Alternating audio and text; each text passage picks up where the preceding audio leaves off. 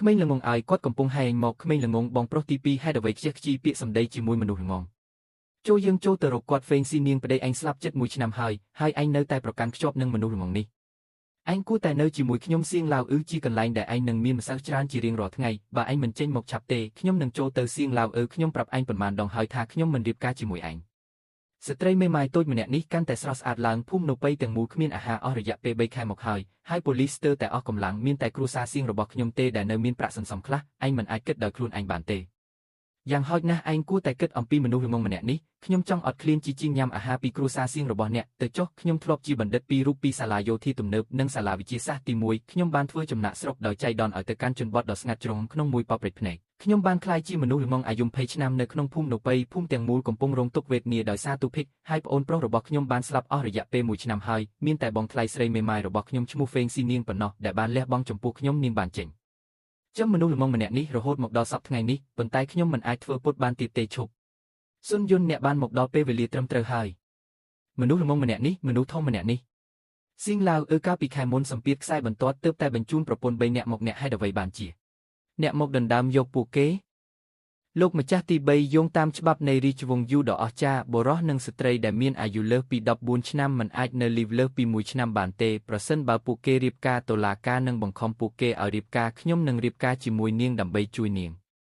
ឥតខ្ចោះក្មេងស្រីតូចសូមគិតវាឲ្យបានល្អិតល្អន់3 ថ្ងៃក្រោយមកខ្ញុំនឹងយកគូតរបស់ខ្ញុំទៅមាត់ទ្វាររបស់អ្នកតោះទៅ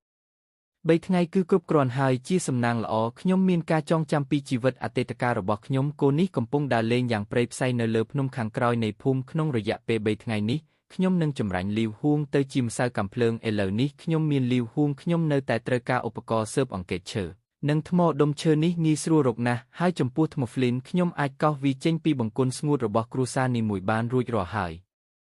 ខ្ញុំនឹងប្រើនាងដើម្បីឆ្លាក់កន្លែងមួយសម្រាប់ខ្លួនខ្ញុំក្នុងរាជវង្សយូដ៏អស្ចារ្យនេះសំណើចខ្លាំងបានបន្លឺឡើងហើយខ្យល់ក៏បានវិលត្រឡប់មកវិ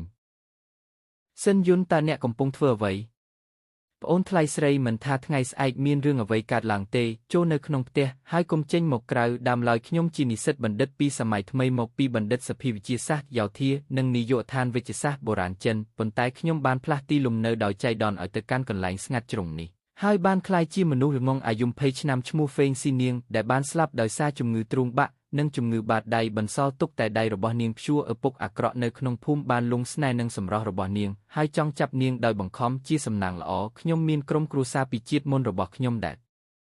លរើប្រើប្រាស់វត្ថុធាតុដើមក្នុងស្រុកដើម្បីធ្វើម្សៅកាំភ្លើងក្នុងសម័យនេះខ្ញុំហៅគាត់ថាហ៊ូស៊ីវឡេបងប្រុសខ្ញុំបានប្រាប់អ្នកហើយថាមនុស្សល្ងងនោះបានលេបថ្នាំមួយចំនួនកាលពីលើកមុនហើយពិតជាបានរើដៃរបស់គាត់ថ្ងៃនេះយើងត្រូវបង្រៀនគាត់នៅមេរៀនមួយគាត់គ្រាន់តែជាមនុស្សល្ងងមិនមែនជាមនុស្សដែលត្រូវលេងសើចជាមួយនោះទេចង់គាត់ហើយតោះទៅហ្វេងស៊ីនាងបុរសរបស់អ្នកមកទីនេះដើម្បីមកយកអ្នកគាត់នៅណ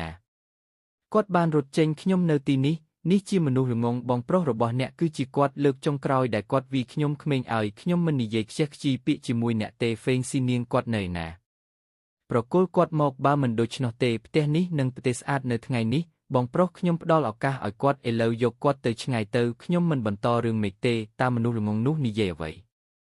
ផ្ដល់ឱកាសឲ្យខ្ញុំផងបងប្រុសអ្នកខ្ញុំត្រូវហើយនេះជាលើកទី2ហើយខ្ញុំរកបាន5សរុបហ្វេងស៊ីនាងគឺជាសមាជិកគ្រួសារសិនអ្នកណាហ៊ានមកប្រគល់គ្រាប់បែកឲ្យខ្ញុំអ្នកណាដែលប្រគល់គ្រាប់បែកឲ្យខ្ញុំអ្នកណាដែលប្រគល់គ្រាប់បែកឲ្យខ្ញុំបងប្រុសតោះទៅមនុស្សល្ងងនោះបានដេញបងប្រុសរបស់ខ្ញុំចេញតើអ្នកឲ្យសំឡេងនោះឥឡូវនេះទេបងប្រុសរបស់ខ្ញុំកំពុងចំអកខ្ញុំសិនយុនតើមានអ្វីនៅក្នុងធុងជ្រូកនោះវាស្ដាប់ទៅដូចជាផ្គរលាន់សិនយុនតើបួសរបស់អ្នកយ៉ាងម៉េចដែរតើអ្នកសុខសប្បាយជាទេក្មេងពួកគេនឹងមិនមកម្ដងទៀតទេតាមពិតទៅខ្ញុំបានជាសះស្បើយហើយខ្ញុំមិនមែនជាមនុស្សល្ងងដូចពីមុនទេចាប់ពីពេលនេះទៅខ្ញុំនឹងការពារអ្នកយុនវ៉ាស៊ីចៅហ្វាយទី3តើអ្នកបានធូរស្រាលនៅពេលណាចៅហ្វាយទី3ឡាវហ្វានសូមប្រាប់អ្នកភូមិថាពួកគេទាំងអស់គ្នានឹងមកទីធ្លារបស់ខ្ញុំនៅព្រឹកស្អែកខ្ញុំមានរឿងមួយចង់ប្រាប់អ្នករាល់គ្នាអំណាចរបស់តួអង្គសំខាន់ហ៊ូស៊ីវឡេនៅតែខ្វះខាតបន្តិចហើយត្រូវការកែលម្អម៉ៃផ្សេងចង់ប្រយុទ្ធជាមួយតួឯកនៅក្នុងពិភពលោកដ៏ច្របូកច្របល់នេះគាត់នៅតែត្រូវការនាងខ្ញុំនឹងរកគិលានុបដ្ឋាយិកាមកពីទីជាងនៅថ្ងៃស្អែកប៉ុន្តែមុននោះមានរឿងមួយទៀតដែលត្រូវធ្វើច្បាប់នៃរាជវង្សភ្លៀងដ៏អស្ចារ្យនេះចែងថាបុរសនិងស្ត្រីដែលមានអាយុលើសពី14 ឆ្នាំមិនអាចនៅលីវលើសពី1 ឆ្នាំបានទេឃ្លាមួយដែលបង្កប់នៃពីទង្វើហិង្សានិងមិនសមរម្យ តើអ្នកចង់រៀបការជាមួយមនុស្សចម្លែកហើយក្លាយជាឧបករណ៍របស់អ្នកដទៃសម្រាប់បង្កើតកូនទេប៉ុន្តែខ្ញុំចាស់ជាងអ្នក3ឆ្នាំនោះល្អឥតខ្ចោះអ្នកគ្រប់គ្រងផ្ទះសម្បែងខណៈពេលដែលខ្ញុំធ្វើការងារអ្នកទុកឲ្យខ្ញុំគិតអំពីវាយើងត្រូវធ្វើវាម្ដងមួយជំហានបងថ្លៃស្រីអ្នកមិនអាចរត់គេចខ្លួនបានទេម្សិលមិញខ្ញុំបានទៅហ៊ូសានហើយបរបាញ់សត្វព្រៃនេះជាកន្លែងល្អលោកតើអ្នកចង់ញ៉ាំអ្វីប្រាប់ខ្ញុំជាមុនសិនយើងអស់សាច់ហើយមានតែមីប៊ូសនិងបន្លែជ្រលក់ប៉ុណ្ណោះដែលនៅសល់អ្នកគ្រប់គ្រងយ៉ាងអ្នកស្គាល់ខ្ញុំហាងពាក់កណ្ដាលនៅតាមផ្លូវត្រូវបានបិទប៉ុន្តែភោជនីយដ្ឋានរបស់អ្នកនៅតែដំណើរការអ្នកគ្រប់គ្រងថ្នាំរបស់អ្នកគ្មានប្រយោជន៍ទេថ្នាំរបស់អ្នកខ្សោយប៉ុន្តែមើលអ្នកទាំងអស់គ្នាកំពុងខំធ្មេញអ្នកមានទាំងពីរអ្នកមកពីណាហើយតើអ្នកចង់បានអ្វីទន្សាយព្រៃទីក្រុងទាំងមូលកំពុងរងទុក្ខដោយទូលភិកតើអ្នកនឹងយកសត្វព្រៃពីហៅសិននៅឯណាវិធីជ្រលក់របស់អ្នកមិនធម្មតាតើអ្នកប្រើអ្វីម្រេចស៊ីឈួននិងអំបិលរដុបឆាជាមួយទឹកជ្រលក់ពិសេសអាចរក្សាទុកបាន5ថ្ងៃដោយមិនខូចប៉ុន្មានគ្មានលុយតើនោះមានន័យយ៉ាងណាខ្ញុំអាចផ្គត់ផ្គង់សត្វព្រៃឲ្យអ្នកមានស្ថិរភាពទន្សាយខ្ងោកជ្រូកព្រៃមួយបាច់រៀងរាល់5ថ្ងៃម្ដងមានលក្ខខណ្ឌពីរទី1ខ្ញុំមិនទទួលយកសត្វព្រៃពីអ្នកទេអ្នកនឹងត្រូវបង់ប្រាក់ជាមួយគ្រាប់ធេងជាតិខ្ញុំនឹងដោះដូរសាច់សម្រាប់គ្រាប់ធេងជាតិរដុប3កាក់មាសទី2ខ្ញុំនឹងធ្វើអាជីវកម្មនៅយិនថៅនាពេលអនាគតហើយខ្ញុំត្រូវការអ្នកគ្រប់គ្រងយ៉ាងដើម្បីជួយខ្ញុំបង្កើតទំនាក់ទំនងតើអ្នកជានរណាជាអ្នកប្រមាញ់មិនដឹងពីរបៀបធ្វើកណេឲ្យទេទុកឲ្យតែរបៀបប្រើទឹកជ្រលក់ពិសេសដើម្បីរក្សាសាច់អ្នកមិនសាមញ្ញទេក្មេងទន្សាយទាំង5ក្បាលនេះត្រូវបានរួមបញ្ចូលក្នុងតម្លៃខ្ញុំនឹងផ្ញើបាច់ដំបងក្នុងរយៈពេល5ថ្ងៃមិនចាំបាច់5ថ្ងៃទេខ្ញុំនឹងផ្ញើវានៅថ្ងៃស្អែកកាន់តែច្រើនកាន់តែល្អលោកគ្រូតើអ្នកអាចធ្វើបំពង់ដែកបែបនេះបានទេយុវជនឲ្យតើនេះជាអ្វី